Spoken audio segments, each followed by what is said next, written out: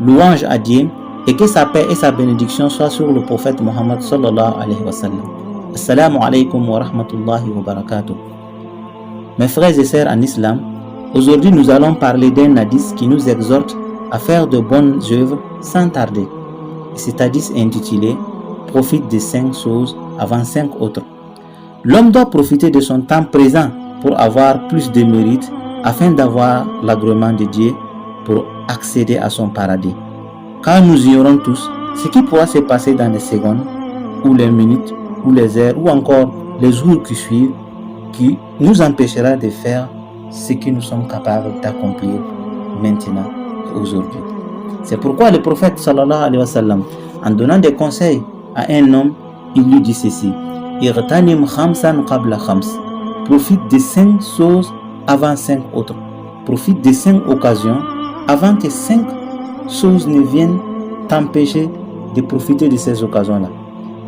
Il dit premièrement, Shababaka qabla haramik. Il faut profiter de ta jeunesse avant ta vieillesse. Car dans ta jeunesse, tu peux faire beaucoup d'actes, beaucoup d'adoration, car tu as la force. Donc, il faut profiter de ta jeunesse avant ta vieillesse. Deuxièmement, profite de ta santé. Wasihataka qabla sakamik. Il faut profiter de ta santé avant ta maladie. Car quand tu es en santé aussi, tu peux faire beaucoup d'adoration. Donc, profite de ta santé avant que tu ne sois malade. Ça, c'était deuxièmement. Troisièmement, warinaka qabla fakrik.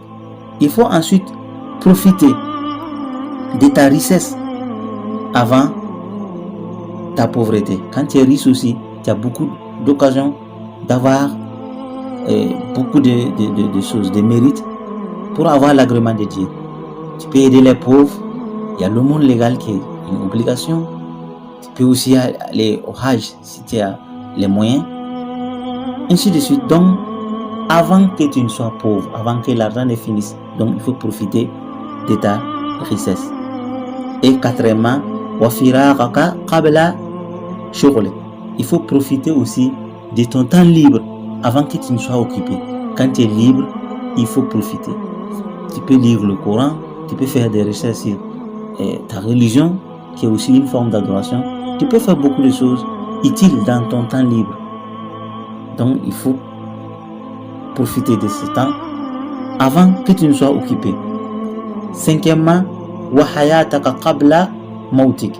Il faut profiter aussi de ta vie avant ta mort. Car tant que tu es en vie, tu as toujours beaucoup d'autres opportunités pour avoir l'agrément de Dieu.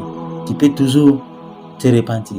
Mais une fois mort, donc tout est arrêté. Donc profite de cette vie avant la mort.